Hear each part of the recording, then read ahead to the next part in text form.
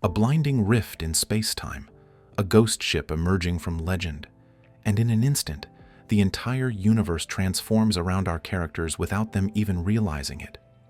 When the battle-scarred USS Enterprise C pierced through time in 1990, it didn't just alter the fictional timeline of Star Trek: The Next Generation, it permanently changed the trajectory of the series itself. Yesterday's Enterprise aired during TNG's third season, when the show was finally discovering its voice after struggling to escape the shadow of its predecessor. What began as a simple pitch about the return of a lost starship evolved into 45 minutes of television that would redefine what Star Trek could be. Dark, morally complex, and unflinchingly brave in its storytelling choices. This wasn't just another science fiction time travel story.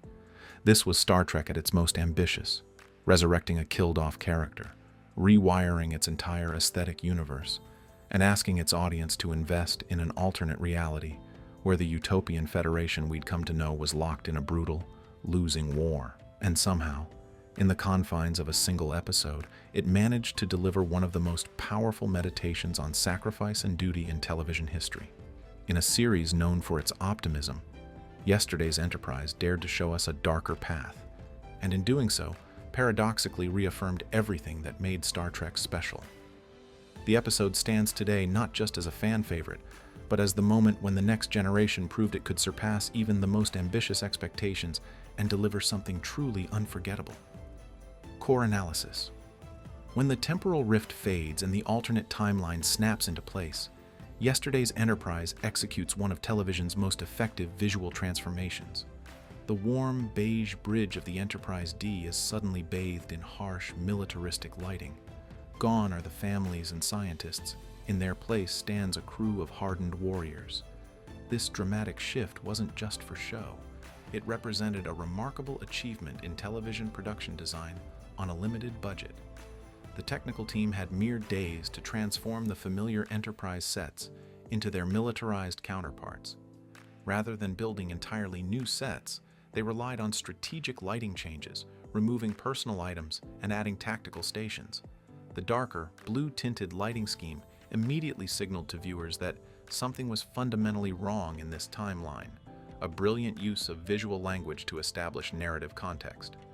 The Enterprise C model itself presented a unique challenge. Before this episode, this predecessor to the Enterprise D had never been seen on screen. Model maker Greg Jean had to design and construct the Ambassador-class vessel based on minimal reference material, essentially filling a gap in Star Trek's visual history. The result was a ship that perfectly bridged the design language between the movie-era Enterprise and the next generation's sleek flagship. Director David Carson employed numerous techniques to maintain the episode's heightened tension. Notice how the camera rarely settles in the war timeline. Subtle Dutch angles and increased handheld work create a persistent sense of unease.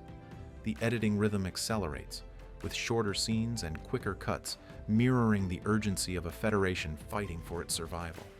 What's particularly impressive is how the production team managed to convey the scale of a galaxy-wide conflict while barely showing it directly. Budget constraints meant they couldn't depict massive fleet battles. So instead, they relied on effective shorthand, damage reports coming in over comms, tactical displays showing overwhelming odds, and the grim determination on characters' faces. This restraint ultimately strengthened the episode, forcing it to focus on the human cost of war rather than spectacle. The episode's writer, Ira Stephen Bear, later recalled how the production transformed his script. What was on the page was powerful, but what ended up on screen had this visceral quality we never could have described. The lighting, the performances, the music, it all came together to create this palpable sense that everything was wrong and time itself was out of joint.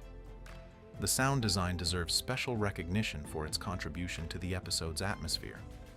The war timeline features subtle audio differences, more urgent computer alerts, harsher door sounds, and a constant low-frequency hum suggesting the ship's engines are perpetually at combat readiness.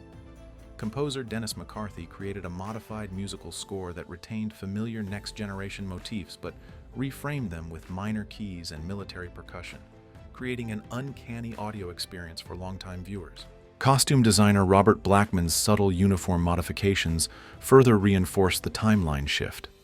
The addition of sidearms as standard equipment, more prominent rank insignia, and slightly more rigid styling all contributed to the militaristic feel without requiring entirely new uniforms, another brilliant budgetary compromise that enhanced storytelling. Even the choreography of background crew members changed, with more formal postures and efficient movements replacing the relaxed scientific atmosphere of the prime timeline. The episode also pioneered new special effects techniques for depicting the temporal rift itself. Rather than using traditional optical effects, the production team experimented with early CGI elements blended with practical lighting effects on set. This hybrid approach created a more dynamic, unpredictable visual that enhanced the sense of reality-bending danger. The rippling, unstable quality of the rift visually reinforced the episode's central theme, the fragility of timelines and how easily history could be rewritten with a single decision.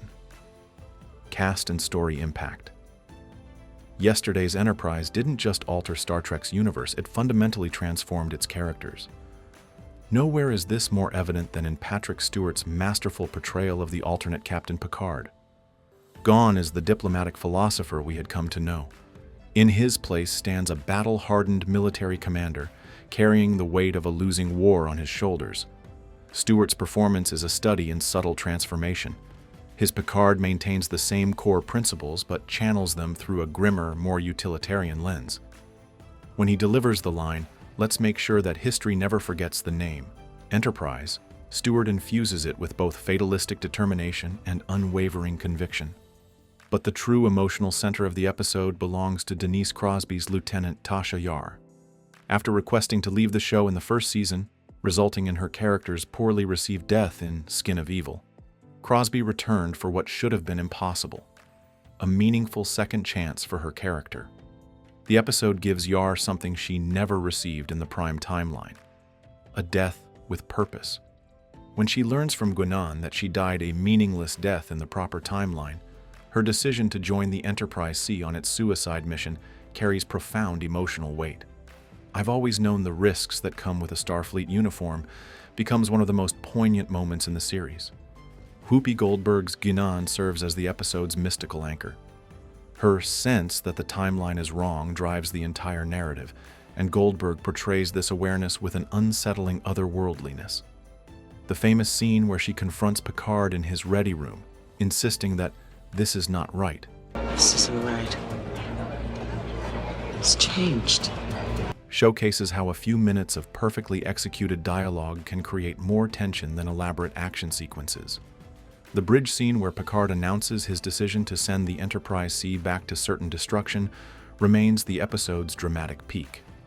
As Captain Rachel Garrett, Tricia O'Neill, processes the implications, the camera moves between faces, each officer silently wrestling with the moral calculus of sacrificing one ship to potentially save billions of lives.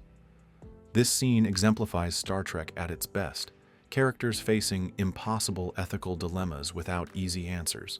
The casting process itself came with challenges. Tricia O'Neill had to project the authority of a starship captain with minimal screen time, while Christopher McDonald brought dignified determination to the role of Lieutenant Castillo, the officer who forms a connection with Yar. Their chemistry, developed in just a few brief scenes, makes their nascent romance believable enough to justify Yar's ultimate decision to return with him to the past. Reception and evolution. Yesterday's Enterprise first aired to strong but not exceptional ratings, typical for the next generation's third season. Initial critical reception was positive, with reviewers praising the episode's darker tone and compelling premise.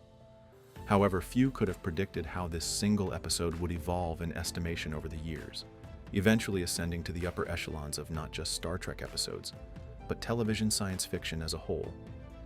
The episode's reputation grew steadily in the years following its broadcast.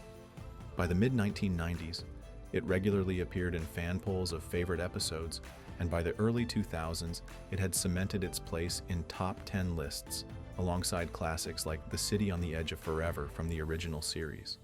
What began as a very good episode transformed into essential Trek viewing through a combination of word-of-mouth, retrospective appreciation, and the episode's unique narrative contributions to the larger franchise. What's particularly fascinating is how yesterday's Enterprise managed to overcome Star Trek fans' typical resistance to alternate timeline stories. While such episodes were often dismissed as consequence-free diversions, this one carried lasting impact. Guinan's continued awareness of the timeline shift and, more significantly, the introduction of Tasha Yar's daughter Sella in later seasons, also played by Denise Crosby, gave the episode unexpected permanence. When Sella appeared in Redemption and explained her origin as the daughter of the Tasha who went back in time, it retroactively elevated yesterday's Enterprise from standalone episode to crucial narrative linchpin. The episode wasn't without its controversies, particularly regarding continuity. Sharp-eyed viewers noted inconsistencies in how much characters should have remembered from the prime timeline, and debates erupted over the mechanics of the time travel involved. These discussions, rather than diminishing the episode, actually enhanced its cultural footprint, becoming fodder for convention panels and early internet forums. Among the fascinating details that have emerged over the years, the episode went through at least 4 major rewrites, with contributions from multiple writers. Whoopi Goldberg specifically requested more scenes after reading the script, and perhaps most intriguingly, an early version featured the return of Denise Crosby as Tasha's previously established half-Romulan sister instead of Tasha herself. This last-minute change to bring back the actual Tasha character proved crucial to the episode's emotional impact. The episode also contains subtle details that reward repeated viewing. Notice how the alternate Worf never appears, as the Federation is at war with the Klingon Empire. The 10 forward bar is completely redesigned as a sparse military lounge. And in perhaps the clearest visual cue of this darker timeline, Captain Picard's familiar fish tank, a symbol of his contemplative nature, is conspicuously absent from his ready room. Legacy and modern relevance.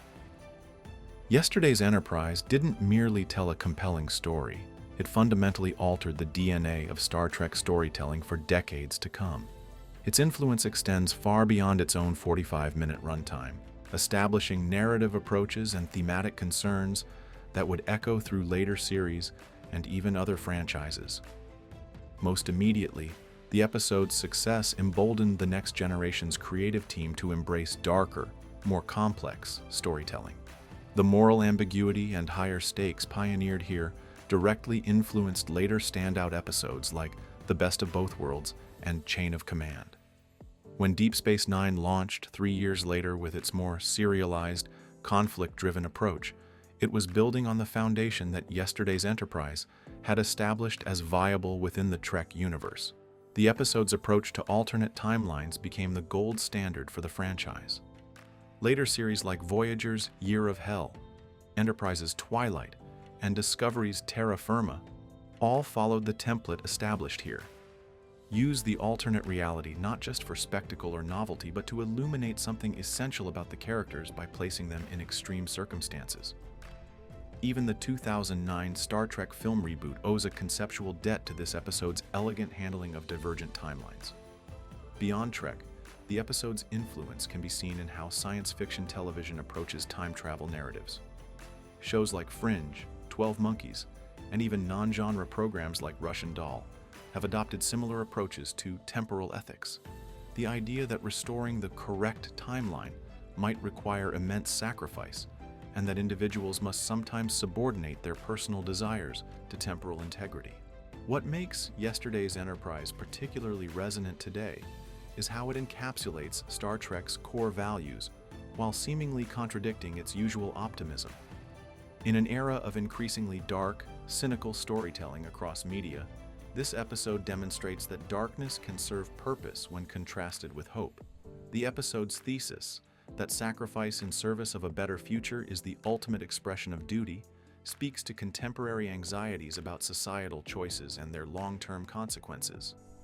The episode's most enduring quality remains its perfect balance of high-concept science fiction with deeply human emotion. When Castillo explains to Yar why he must return to certain death aboard the Enterprise C, if we don't go back, all the people who died in that war, all the people who never existed because of it, none of them will know we had a chance to save them. He articulates a profound idea about moral responsibility that transcends the science fiction setting.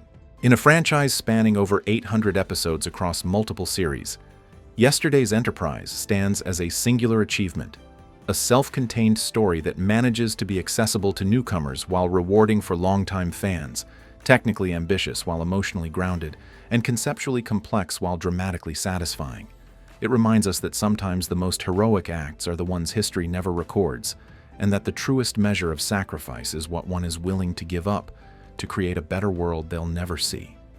So the next time you watch this landmark episode, consider not just what changed for the Enterprise crew when that temporal rift opened, but how much of what we now take for granted in science fiction storytelling emerged from those pivotal 45 minutes. How might our cultural timeline be different if Yesterday's Enterprise had never existed? Hit subscribe for more deep dives into cinema's most fascinating failures and forgotten gems.